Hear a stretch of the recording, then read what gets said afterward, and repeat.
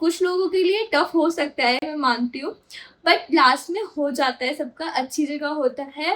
बस ट्रस्ट करो प्रोसेस को, खुद के ऊपर कभी भी डिमोटिवेट मत हो। ऑब्वियसली हो जाता है but still come back, bounce back करो खुद को एक बहुत पॉजिटिव अप्रोच से।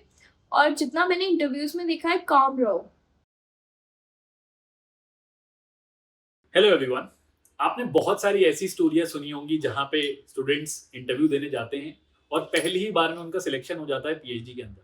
आज हमारे पास एक ऐसी स्टूडेंट है जिनसे आप बहुत ज़्यादा रिलेट कर पाएंगे, majority of the students, for the reason being कि बहुत सारे स्टूडेंट्स के साथ क्या होता है कि वो तैयारी करते हैं, रिजेक्शंस होती हैं, बार-बार रिजेक्शंस होती हैं और उसके बाद उनकी मेहनत रंग लाती है और वो एक बहुत अच्छी जगह सेलेक्ट हो जाते हैं। So very good evening everyone. My name is Shivam Singhania and I am your mentor for UGC NET Paper 1 Paper 2 Commerce and Management. आज जो मेरे साथ स्टूडेंट हैं उनका नाम है Miss Sakshi Goyal and she has got admission in PhD at faculty of management studies university of Delhi. तो आज हम इनसे बात करेंगे, मेजरली फोकस करेंगे इनके रिजेक्शंस के बारे में, जिससे आप लोगों को बहुत कुछ सीखने मिलेगा because rejections are part and parcel of life. तो मैं उम्मीद करता हूं कि आप इस वीडियो को एंड तक जरूर देखेंगे और बहुत कुछ सीखेंगे और अपनी लाइफ में इंप्लीमेंट करने की कोशिश करेंगे। So first of all, very congratulations Sakshi and thank you for joining us here. Thank you, sir. Thank you for inviting me today. साक्षी, सबसे पहला सवाल कैसा लग रहा है, because I have been associated with you for a long time now. तो मैंने वो आपकी सारी जर्नीज देखी हैं कि किस तरीके से आपने नेट एग्जाम क्वालिफाई किया, ठीक है, उसमें कुछ बहुत ही कम मार्क्स से आपका जेआरएफ रह गया, उसके बाद फिर आपने जेआरएफ क्वालिफाई किया, उसके बाद आपने पीएचडी के लिए तैयारी करी, जहाँ बहुत सारी जगहों पे आपने इंटरव्यूज दिए, कई जगह सिलेक्शन हुआ, कई जगह नहीं भी हुआ, और finally you have gotten your admission in FMS, जो कि बहुत ही प्रेस्टिजियस कॉलेज है when it comes to management. So कैसा लग रहा है, पहले तो ये बताइए। सर फाइनली बहुत अच्छा लग रहा है, क्योंकि एक साल से राइट बहुत ज़्यादा हासिल कर रही थी, तो फाइनली लग रहा है कि हाँ, जो मैंने हार्ड वर्क किया it pays me back. Otherwise पूरा लास्ट ईयर ऐसा लग रहा था कि it's not working, but finally अब फील हो रहा है कि हाँ, कि जो भी मैंने हार्ड वर्क किया उसका आउटपुट मुझे मिल रहा है। और बिल्कुल सही बात है, बिकॉज लाइफ में कई बार क्या होता है, कुछ लोगों को सक्सेस तुरंत मिल जाती है, मेहनत करते हैं तुरंत रिजल्ट दिख जाता है। कई लोगों के साथ क्या होता है, कॉन्स्टेंटली हमें मेहनत करनी होती है और विद टाइम हमें रिजल्ट दिखता है। तो प्रॉब्ली पहले शायद आपका टाइम नहीं था, बट आई थिंक आज आपका टाइम है and you got into FMS. Yes sir. But sir एक बात मैं बोलना चाहूँगी, जो रिजेक्शंस आपको सिखाते हैं वो एक टाइम पे आपका, अगर लाइक मैं एक कॉलेज में जाती और मेरा एडमिशन हो जाता तो शायद मैं इतना नहीं सीख पाती जितना मैंने इतने फेलियर्स के बाद सीखा है। बिल्कुल सही बोल रहे हैं आप, बिकॉज अगर हम बड़े बड़े फाउंडर्स को भी देखें, फॉर एग्जांपल इस समय मुझे जैक मा की याद आ रही है। वो एक सक्सेसफुल स्टार्टअप बनाने से पहले कितने सारे उन्होंने स्टार्टअप्स किए जिसमें वो फेल हुए। तो आई थिंक फेलियर्स और रिजेक्शन से जितना सीखने मिलता है वो किसी भी चीज से बराबरी नहीं की जा सकती। Yes sir. साक्षी, सबसे पहले थोड़ा सा आपका बैकग्राउंड देते हैं हमारे स्टूडेंट्स को, थोड़ा सा अपने एजुकेशनल क्वालिफिकेशन के बारे में बताइए। क्या आपने ग्रेजुएशन में क्या किया, कहाँ से किया, पोस्ट ग्रेजुएशन में कहाँ से किया, और अगर आप थोड़ा सा टाइमलाइन भी बता पाएं तो स्टूडेंट्स को बेटर क्लैरिटी मिलेगी। तो सर मैंने इन 2020 मैंने बीकॉम ऑनर्स करी थी आचार्य नरेंद्र देव कॉलेज, यूनिवर्सिटी ऑफ दिल्ली। उसके बाद मैंने एमकॉम करी Delhi school of economics in 2022 and after that now I got admission in FMS university of Delhi. इस बीच में मेरा लास्ट नवंबर में मेरा नेट क्लियर हुआ था, जेआरएफ रह गया था 0.08 से, but in March I able to qualify JRF also. Fantastic.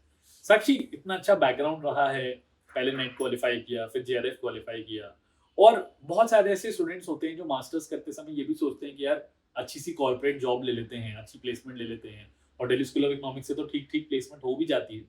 तो आपको कब ये ख्याल आया या कब आपके दिमाग में ये थॉट आया या कहाँ से इंस्पिरेशन आई कि मुझे टीचिंग फील्ड में जाना? बिकॉज अगर मैं टेक्निकली बोलूँ तो जो मास्टर्स वाले कैंडिडेट्स हैं उनकी अगर तुरंत जॉब लग जाती है तो उनका करियर स्टार्ट हो जाता है। तो टेक्निकली 3 साल आपने ग्रेजुएशन करी, 2 साल मास्टर्स करी and your job has started, ठीक है।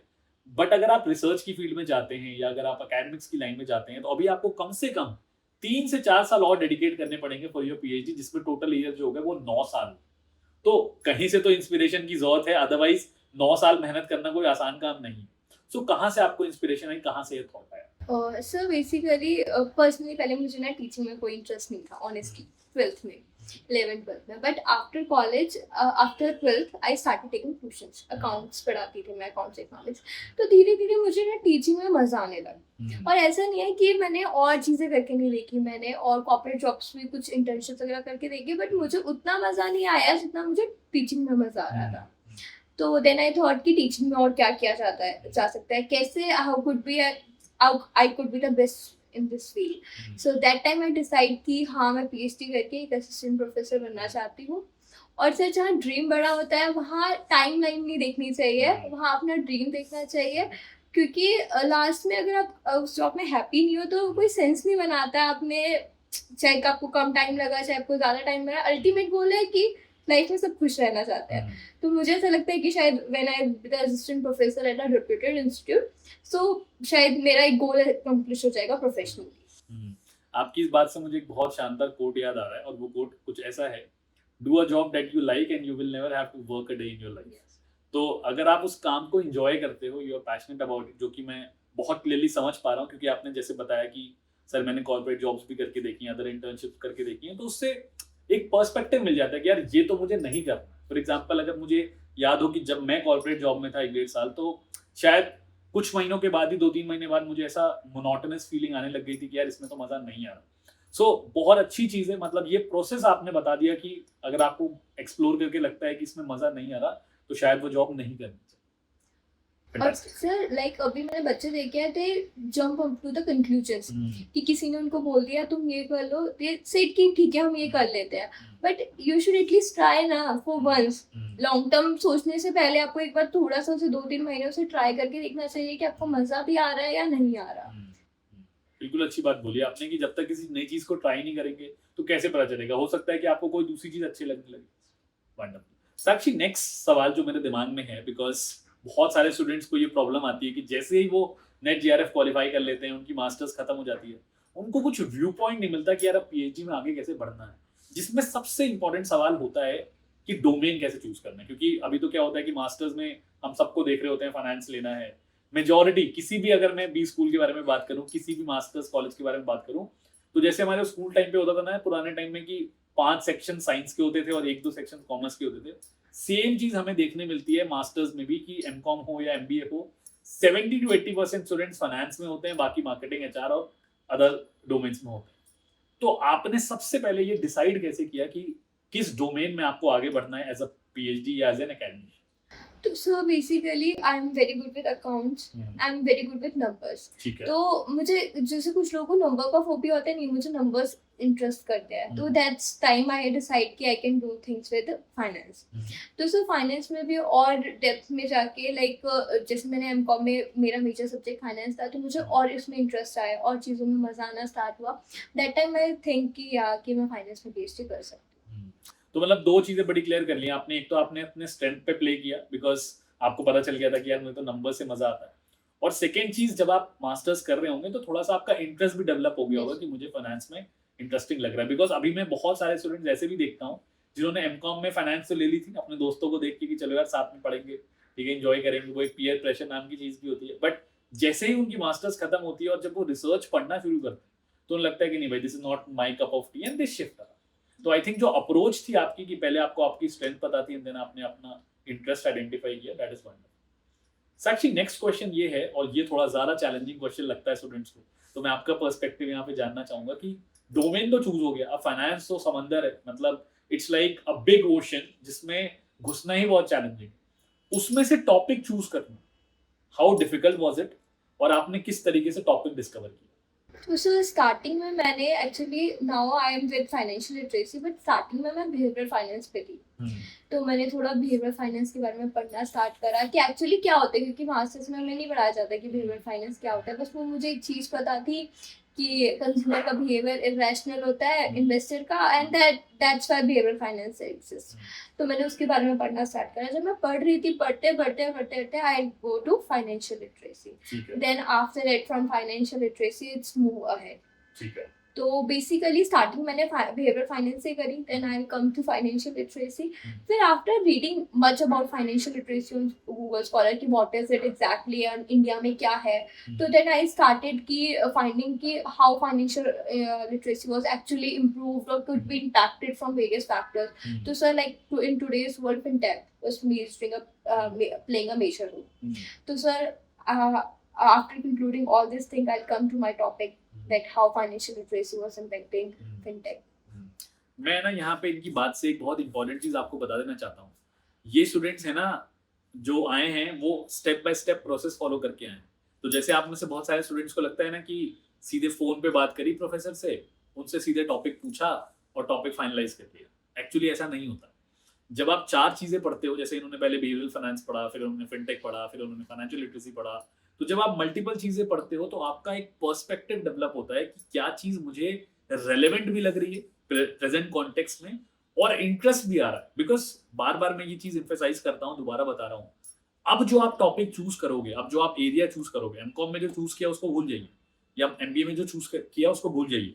अब जो आपने स्पेशलाइजेशन चूज कर ली for your PhD, this is going to be there with you till you retire.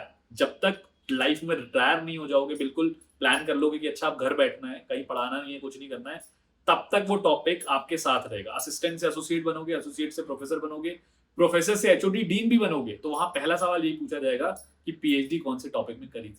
तो do not be in a very hurry to identify and finalise the topic. थोड़ा सा समय लीजिए, जीवन में थोड़ा सा ठहराव लाइए। जैसे इन्होंने अलग अलग टॉपिक्स पढ़े तो एफर्ट लगा होगा ना कि पहले बिहेवियरल फाइनेंस पढ़ा, फिर फाइनेंशियल लिटरेसी पढ़ी, उसके बाद टॉपिक फाइनलाइज किया। तो ये एक सिस्टमैटिक प्रोसेस है एंड साक्षी आई थिंक बहुत ही सिस्टमैटिकली आपने मूव किया है। तो मैं बस आपको यही कहना चाहूंगा कि इसी प्रोसेस को आगे भी फॉलो करिए। वैसे मैं एक चीज़ और बोलना चाहूँगी बच्चों को कि लाइक जैसे आपने बोला कि हरी ना करें। सेकंड, जब हम पढ़ना स्टार्ट करते हैं तो आपको एक दिन में टॉपिक नहीं मिलेगा, आपको बहुत टाइम लग जाएगा टॉपिक डिसाइड करने में। शायद आप एक बार डिसाइड करो टॉपिक ये है, फिर धीरे आप रियलाइज करो नहीं it could be more better. तो वो काम करना बहुत जरूरी है। मैंने बच्चों को देखा है, दे लाइक जंप अप कि उन्होंने डिसाइड कर लिया ये टॉपिक है एंड दे वो चेंज नहीं करना चाहते उसको। क्यों नहीं चेंज करना चाहते मुझे समझ नहीं आता, बट दे शुड चेंज अगर रिक्वायरमेंट है। उसका शायद रीजन ये हो सकता है साक्षी, जो मैं हो सकता है माइट बी रॉन्ग, बट उसका एक रीजन ये हो सकता है कि अभी जो हम जिस सिनेरियो में है, मार्केट सिनेरियो में, इसमें स्टूडेंट्स की गलती भी नहीं कहता, वहां पे शायद रीजन ऐसा है कि हमें ना सारी चीजें बहुत झटपट मिल जाती हैं। डिजिटलाइज वर्ल्ड है, ठीक है, गाड़ी चाहिए, ऑर्डर करना है, आप उबर पे जाइए, ओला पे जाइए और आप वहां पे ऑर्डर कर दीजिए, गाड़ी नीचे आके खड़ी हो जाएगी। सिमिलरली खाना चाहिए, स्विगी जोमेटो से ऑर्डर कर लीजिए, घर पे आ जाएगी। तो हर चीज इतनी जल्दी मिलने लगी है ना कि जो हमारे पास पेशेंस हुआ करता था लाइफ, या बेसिकली अगर आप अपने फादर से बात करेंगे या अपने पेरेंट्स से बात करेंगे, हम सब इनफैक्ट, तो उनकी लाइफ में बहुत पेशेंस था, बहुत ठहराव था। हर चीज को वो टाइम लेके अचीव करते थे कि ठीक है यार जब टाइम आएगा तो मिल जाएगा, अननेसेसरी टेंशन लेने की जरूरत नहीं, या जबरदस्ती हरी करने की जरूरत नहीं। आई थिंक वो पेशेंस मुझ में भी, मैं अपने आप को भी उसमें इंक्लूड करता हूँ, वो थोड़ा सा पेशेंस हम में खत्म होता जा रहा है। बट टेक्निकली अगर हम देखें तो उनके जो डिसीजंस होते थे वो इसीलिए इतने वाइजर होते थे, बिकॉज वो टाइम लेके डिसीजन लेते थे। ये नहीं कि बस फोन पे पूछा, किसी ने ये टॉपिक बता दिया प्रोफेसर ने कि देखो इस टॉपिक में करना है, तो इस टॉपिक में पीएचडी करनी शुरू कर दी और 6 महीने बाद रियलाइज करते हैं कि यार पढ़ने में मजा ही नहीं आ रहा। तो मुझे ऐसा लगता है कि थोड़ा सा अगर हम पेशेंस लेके पढ़ें, जैसे कि आपने एक सिस्टमैटिक प्रोसेस फॉलो किया, भाई आपके लिए भी डिफिकल्ट रहा होगा ना कि पहले बिहेवियरल फाइनेंस पढ़ा, फिर दूसरा टॉपिक चूज किया, तो दिमाग में आता है नॉर्मली कि यार बिहेवियरल फाइनेंस में टाइम लगाया है, एस्केलेशन ऑफ कमिटमेंट जिसे हम कहते हैं ऑर्गेनाइजेशनल बिहेवियर, वो यहाँ पे होता है। बट देन वो वाइजर डिसीजन यही है कि आप इंटरेस्टिंग टॉपिक जो आपको इंटरेस्ट आता है वो टॉपिक चूज। साक्षी, नेक्स्ट क्वेश्चन बहुत इंपॉर्टेंट सवाल है, क्योंकि जहां भी लोग इंटरव्यू देते हैं, मतलब जितने भी हैं जो देख रहे हैं आपको, उन्हें ये बात पता है कि majority of the places research proposal मांगा जाता है। तो वो स्टेप्स क्या थे, मतलब कैसे आपने तैयारी शुरू करी, कहाँ से आपने हेल्प ली, क्या आपने लोगों से रिव्यू करवाया, फीडबैक मांगा, उसके बारे में, उस जर्नी के बारे में थोड़ा सा हमें बताइए। तो सर मैंने सबसे पहले जब मैं यहाँ पे आई थी ना, मेरा नेट हो गया था, जेआरएफ रह गया था, तब मैं इंटरव्यू के लिए आई थी। तो आपने मुझे बोला था ठीक है जेआरएफ पे ध्यान दो, बट अब अपने रिसर्च प्रपोजल पे भी काम करना स्टार्ट करो। तो उस टाइम पे मैंने स्टार्ट कर दिया। तो जैसे बहुत लोग होते हैं, मैं भी उनमें से थी, कोई आइडिया नहीं था कि कैसे बनेगा, ये होता क्या है, क्यों बनाना है, कुछ भी आइडिया नहीं था। तो थोड़ा हिंट मुझे आपने दिया, आपकी वीडियो से मुझे एक्चुअली काफ़ी हेल्प किया ऑनेस्टली। Thank you. ठीक है। तो और मैंने यूट्यूब से और सोर्सेज भी मतलब रैंडमली मैं डालती रहती थी। देन उसके बाद मैंने ना पढ़ना स्टार्ट किया। आई डोंट जंप अप कि मुझे अभी टॉपिक चाहिए। पहले लाइक जैसे मैंने बताया, मैंने बिहेवियर फाइनेंस, सबसे पहले मैंने ये समझा कि बिहेवियर फाइनेंस है क्या, सो दैट तभी तो मैं आगे कुछ कर पाऊंगी। तो सर मैंने उसके लिए पहले सबसे पहले उसका नॉर्मली लिटरेचर पढ़ा, फिर sir then I jump to research papers, Google Scholar वगैरह। मैंने वहाँ से जितने रिसर्च पेपर्स मुझे रेलिवेंट लगते थे वो पढ़े। मेनली जैसे बच्चों को पेपर्स भी नहीं मिलते, उनका सबसे बेस्ट तरीका क्या है, वो नीचे रेफरेंसेस में जाओ, आपको वहाँ से पक्का 2-3 रेलिवेंट पेपर मिल जाएंगे and then cycles goes on. और वो काफ़ी अच्छे भी होते हैं क्वालिटी में। अगर हम जनरली सर्च करें जैसे मैं कहूँ फाइनेंशियल लिटरेसी, तो उसमें आप नॉर्मली जाते जाएंगे तो बहुत इंप्रूवमेंट होता जाता है आपके पेपर्स में। तो सर मैंने वहाँ से करना स्टार्ट किया। मेरे को मेरे फ्रेंड्स ने, टीचर्स ने, आपने बहुत हेल्प किया इन द प्रोसेस। पर्सनली ना पहले मैं थोड़ी रिलेक्वेंट थी कि मैं लोगों से अप्रोच नहीं करती थी हेल्प के लिए, लाइक जो मैं कर रही हूँ खुद कर रही हूँ। तो उसमें ना एक बहुत अननेसेसरी प्रेशर ले रखा था मैंने अपने ऊपर। पर धीरे धीरे जैसे मैंने लोगों के साथ बात करना स्टार्ट किया, मैं इंटरव्यूज में जाती थी, तो मैं वहाँ पे फ्रेंड्स बनाती थी। अपने रिसर्च में दूसरों का रिसर्च देखने की कोशिश करती थी कि मेरे में ऐसा क्या नहीं है जो इनके में है, तो मैं वहाँ से सीखने की कोशिश करती थी। बेसिकली मैं सबसे बड़ी चीज़ ये बोलना चाहती हूँ कि you should ask people for help. अगर आप हेल्प नहीं मांगोगे लोगों से तो किसी को नहीं पता है कि आपको हेल्प की ज़रूरत है। तो एटलीस्ट आपको लोगों को अप्रोच करना पड़ेगा, अपने फ्रेंड्स को अप्रोच करो, अपने पीयर्स को अप्रोच करो, बिकॉज जो आपके फ्रेंड्स और आपके जो पीयर्स है, लाइक जिनके एडमिशन हो चुके हैं अभी, वो जितने आपको हेल्प कर सकते हैं उतना शायद कोई भी हेल्प नहीं कर सकता, क्योंकि उनके पास एक बहुत रीसेंट सिनेरियो का वो है। अपने टीचर्स को हेल्प करो, लाइक जैसे बहुत सारे फॉर्म्स मैंने बच्चों को देखा है, वो फॉर्म्स इसलिए नहीं भरते क्योंकि वो रिकमेंडेशन चाहिए होती है।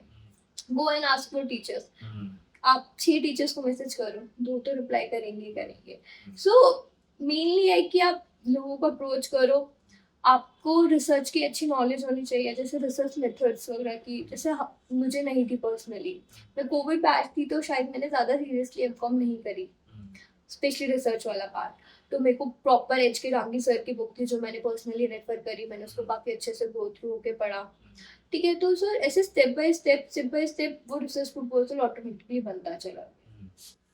आई थिंक बहुत अच्छी बात आपने कही, जो मैं बहुत रीएम्फसाइज करना चाहूंगा कि अगर आप घर पे बैठे हुए हो और किसी से इंटरेक्ट नहीं कर रहे या किसी से कुछ हेल्प नहीं मांग रहे हो, या आप सिर्फ सोशल मीडिया पे रील्स तो बना रहे हो बट आप एक्चुअली लोगों को कॉन्टैक्ट करके रीच आउट नहीं कर रहे हो, तो किसी को सपना नहीं आएगा कि आपको हेल्प चाहिए।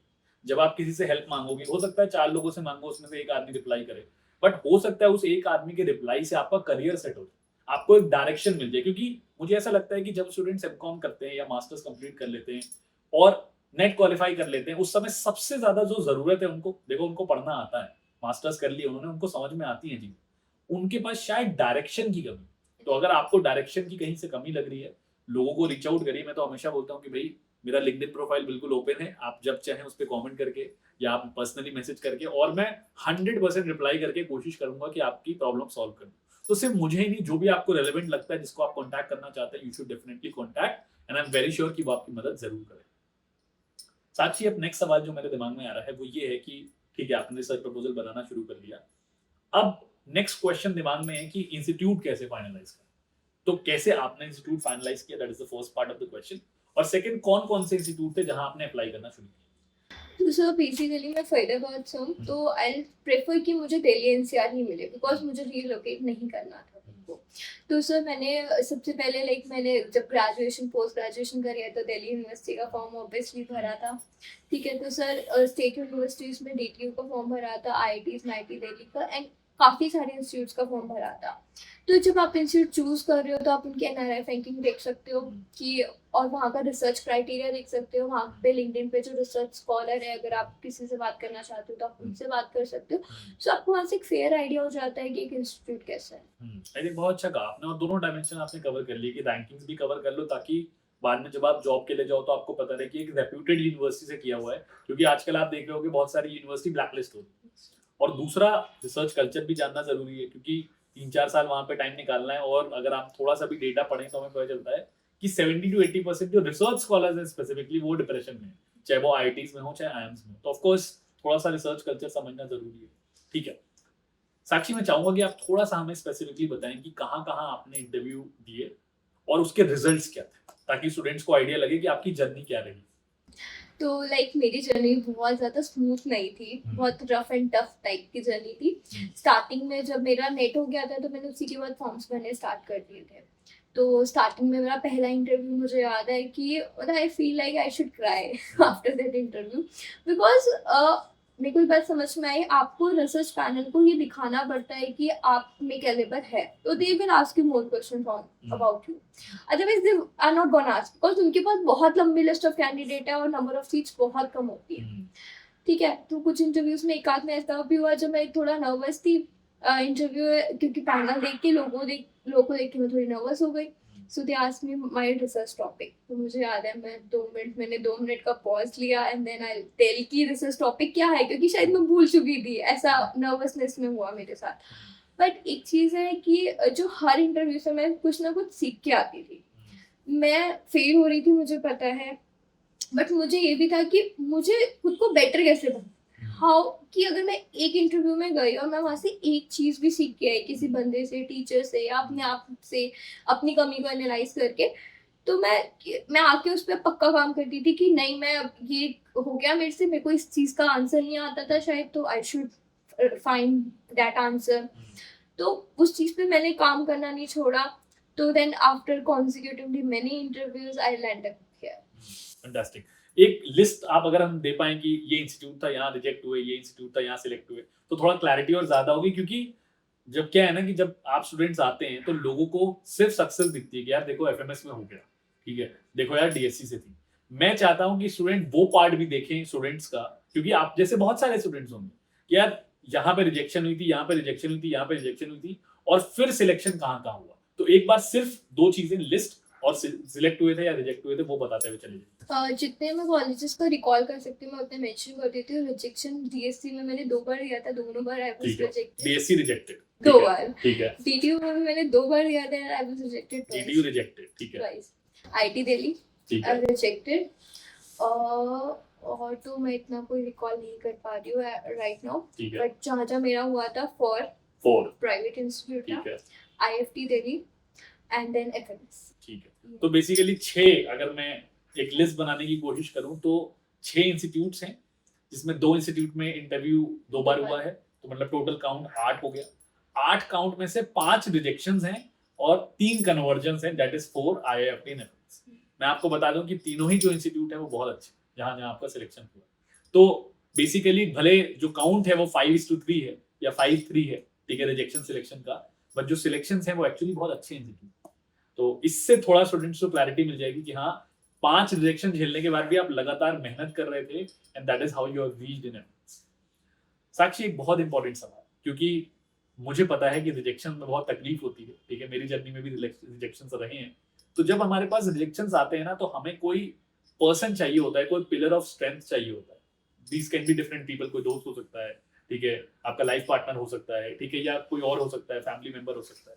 तो इतने रिजेक्शन जब आपके साथ हो रहे थे तो आप कहाँ से इंस्पिरेशन ले रहे थे? आपका पिलर ऑफ स्ट्रेंथ कौन था? मेरा जो पिलर ऑफ स्ट्रेंथ, मेरी family, my father, my mother, my brother, my sister वो थोड़ी छोटी है, बट माय मदर, फादर और my brother, these 3 people are the most important person to me. They always keep me pushing कि कोई बात नहीं ना, आपकी बात नहीं हुआ, नेक्स्ट टाइम होगा। लाइक मेरा ब्रदर मेरे साथ बैठ के रात को रिसर्च प्रपोजल एडिट करवाता था, मेरे साथ पीपीटीज बनवाता था, और वो अपने जितने कॉन्टेक्ट यूज करवा सकता था वो मुझे हेल्प करता था। अरे तू इससे बात करके देख, they can help you might be. So मतलब मुझे ऐसा लगता था कि मेरा एडमिशन मेरी प्रायोरिटी से ज़्यादा मेरे फैमिली मेम्बर्स की प्रायोरिटी हो चुकी थी एक टाइम पे। My father is like every time they come, अच्छा कहीं से रिजल्ट आया क्या, नहीं, या फिर अच्छा ये बता दे मुझे, नहीं हुआ तो भी बता दे। तो आई वाज लाइक नहीं पापा अभी नहीं आया ना रिजल्ट। तो मुझे पता है कि जब रिजल्ट आया था तो सबसे पहले मैंने मम्मी को बताया, क्योंकि मम्मी घर पे थी उस टाइम। मैंने आफ्टर दैट एक फ़ोन से मैंने मम्मी पापा को कॉल किया, एक फ़ोन से भाई को कॉल किया कि finally I took the admission. तो these 3 persons help me a lot in emotional terms, और सबने मुझे प्रोफेशनली टर्म्स में बहुत हेल्प करा था, बट इन्होंने मुझे इमोशनल जो सपोर्ट होता है ना, एक पिलर, कि कोई बात नहीं तू यहाँ के फॉर्म भर, ये चीज़ ऐसे कर ले, ये चीज़ वैसे कर ले, मुझे ना डिस्टर्ब करना। और कहीं ना कहीं लोगों ने मुझे पेशेंस भी सिखाया, कोई नहीं हो जाएगा, कीप वर्किंग। आई थिंक बहुत ही अच्छी चीज है, क्योंकि इतने टाइम में मैंने यही सीखा है स्टूडेंट से इंटरेक्ट करके, और मेरी अपनी भी जर्नी से, और जितने भी यहाँ पे मेंटर्स हैं, कि अगर फैमिली का सपोर्ट आपके पास होता है ना, क्योंकि आप प्रोफेशनली किसी से कितनी भी बात करें, what happens inside your family और व्हाट आर द बैकग्राउंड या जो भी सिचुएशंस हैं, इसके बारे में आप सबसे बात नहीं करते। I have to be very honest, वो सारी चीजें आपकी फैमिली को पता होती है।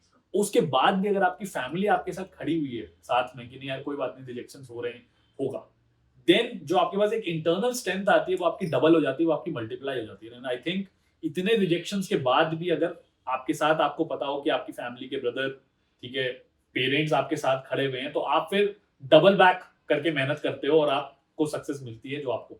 Yes, sir.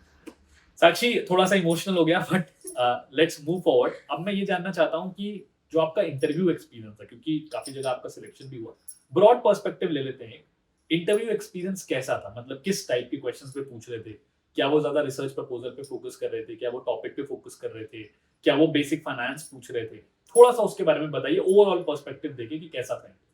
तो सर हर इंस्टीट्यूट का अपना एक क्राइटेरिया होता है, मतलब जैसे मैं इतने सारे इंस्टीट्यूट में गई तो वहाँ पे एक सिमिलर पैटर्न चलता है कि जैसे डीएससी में more of they ask for research proposal, ठीक है, ठीक है, आईएफटी में they ask for research proposal और रिसर्च मेथोडोलॉजी पूछते ठीक है। हैं। पर जब मैं एफएमएस में गई तो ब्रॉडली उन्होंने मुझसे तीनों चीज़ें पूछी, रिसर्च प्रपोजल पे भी बात करी उन्होंने मुझसे, रिसर्च के बारे में बात करी और फाइनेंस में भी।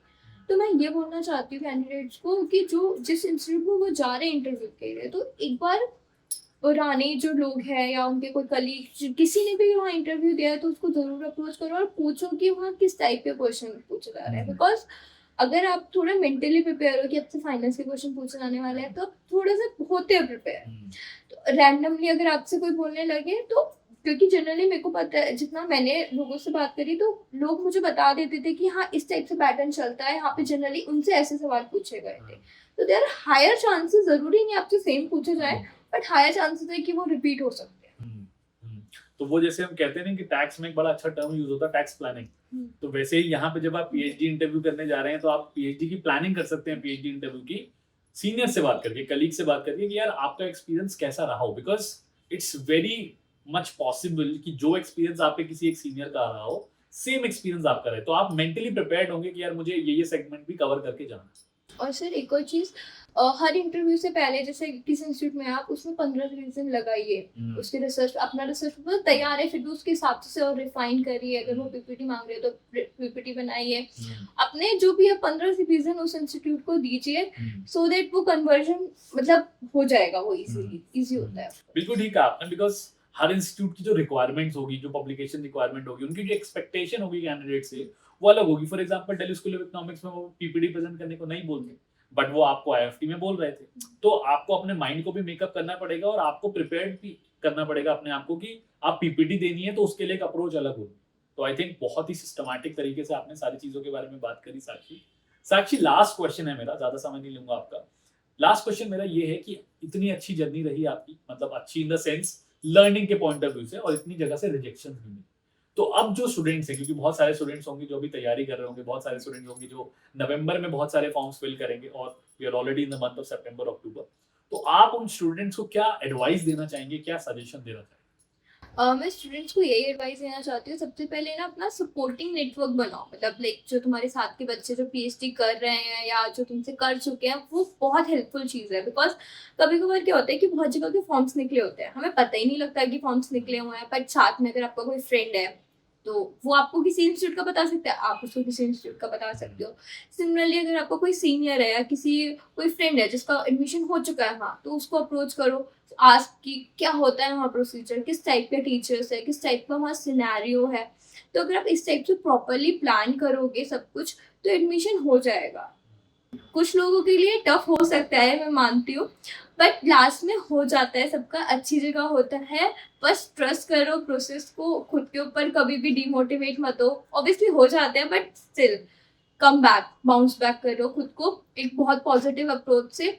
और जितना मैंने इंटरव्यूज में देखा है, काम रहो। सेकेंड, काम रहने के साथ साथ उनको ये शो करो कि हाँ you have that research calibre in you. अगर आप उनको ये शो कर पाओगे कि हाँ आप में है वो चीज़, तो they will definitely approach. I think बहुत ही अच्छी बात कही आपने, बहुत ऑन पॉइंट बात कही कि उन्हें पता है कि जो कैंडिडेट आ रहा है he is a master student, अभी उसको रिसर्च आता नहीं है टेक्निकली, बट अगर उस कैंडिडेट के अंदर उनको रिसर्च एप्टीट्यूड दिख जाता है, then of course they are going to take you and you will get. Like since मैं ऐड करना चाहती हूँ, जैसे लाइक मेरा IFT का क्लियर था, बट स्टिल वहाँ पे जो इंटरव्यू पैनल था उन्होंने मुझे बोला कि आपका जो रिसर्च टॉपिक है इसको इस टाइप से भी कर सकते हैं, जो आप थोड़ा बोल रहे हो वो थोड़ा टेक्नोलॉजिकली हम पीछे जा रहे हैं। तो मैंने उनको बोला ये कि हाँ ma'am, that's fair point of view, I can think about that, but मेरे पास अभी इतना रिसर्च एप्टीट्यूड नहीं है, बट अगर मुझे गाइड मिलेगा and with them I can collaborate and think more on that topic. तो ये चीज़ भी है, ज़रूरी नहीं है कि आप इंटरव्यू आपका 100% सही हो, मतलब आप सारे आंसर्स दे के आए हैं, बट आप में एक वो पॉजिटिव आउटलुक उनको दिखना चाहिए, एक कामनेस दिखनी चाहिए और एक एटीट्यूड दिखना चाहिए। 3 चीज़ें मेरे हिसाब से।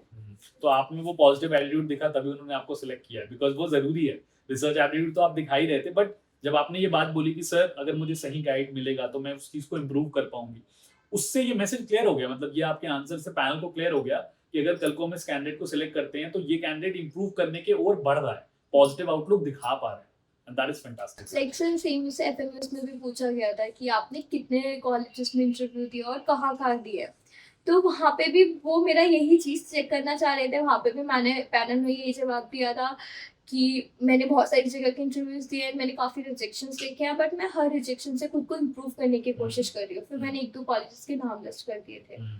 तो सर वो आपको कहीं ना कहीं वो पॉजिटिव आउटलुक दिखाना होता है। आई थिंक बहुत ही अच्छी चीज़ है, और मुझे लगता है कि ना ही सिर्फ रिसर्च जर्नी में बट आपकी लाइफ में भी ये जो आपका पॉजिटिव एटीट्यूड है साक्षी, ये बहुत काम है। So thank you very much Sakshi for being with us. I think I thoroughly enjoyed it, और जो भी स्टूडेंट सुनने वाले हैं आपका इंटरव्यू, उनको बहुत मजा आने वाला है, स्पेशली उनको जिन्हें ऐसा लगता है कि यार अगर रिजेक्शन हो गई तो लाइफ खत्म हो गई, उनके लिए आप बहुत ज्यादा इंस्पिरेशन होने वाली हैं। तो सबसे पहले तो हमारी पूरी टीम की तरफ से, अनुज जिंदल की तरफ से एक small token of gratitude, so that you remember that through all these rejections you have qualified the best of the best exams and you have got selected at FMS. Thank you sir, thank you so much for calling me today and thank you for this. Most welcome. And मैं last में student से यही कहना चाहूंगा कि साक्षी की journey से आपको एक इंपॉर्टेंट चीज नोटिस करनी है कि इनके पास 5 रिजेक्शंस हुए और उसके बाद she got selected to 3 places. तो रिजेक्शंस कितने भी हों, अगर आप हर गलती से, हर रिजेक्शन से, हर फेलियर से कुछ ना कुछ सीखते जा रहे हो, ठीक है, you are learning and you are incorporating it in your proposal और in your life, then definitely आप एक अच्छी जगह पहुंच जाओगे। अगर आप सिर्फ ये सोचोगे कि यार मेरा नहीं हुआ, छोड़ देता हूँ, दूसरी जगह ट्राई करता हूँ, एक पॉजिटिव आउटलुक नहीं रखोगे, तो शायद आपके लिए इंप्रूव करना और अच्छी जगह सिलेक्ट होना मुश्किल है। With that I and this session. और अगर सेशन में थोड़ा सा भी आपको लगता है कि हम आपको कुछ ऑनेस्टली कुछ फीडबैक दे पाए हो या आपको कुछ सिखा पाए हो, तो वीडियो को लाइक जरूर करिएगा, चैनल को सब्सक्राइब कर दीजिएगा और कॉमेंट सेक्शन में साक्षी को कॉन्ग्रेचुलेट जरूर करिएगा। Thank you, keep preparing well, God bless you.